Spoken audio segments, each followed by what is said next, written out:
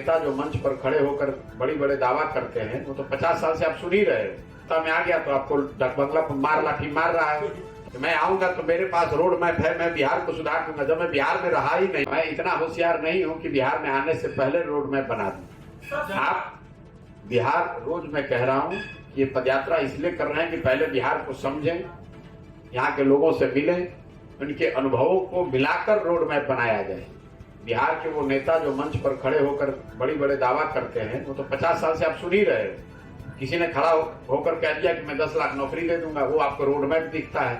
और जब उसके बाद वो आदमी सत्ता में आ गया तो आपको बंगला मार लाठी मार रहा है, तो आपको लाठी नहीं पड़ेगी तो आपको क्या होगा? आप अगर बेवकूफ हैं तो आपको लाठी पड़नी चाहिए।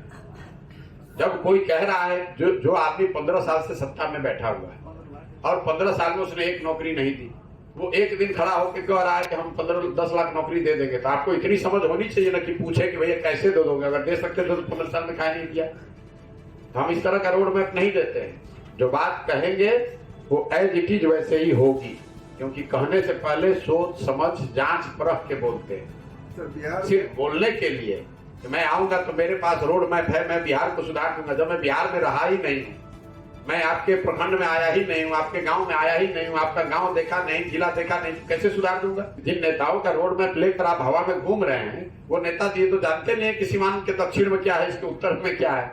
और उसके रोड मैप को आप विश्वसनीय मानकर उसको लेकर घूमिएगा तो आपको भुगतना पड़ेगा।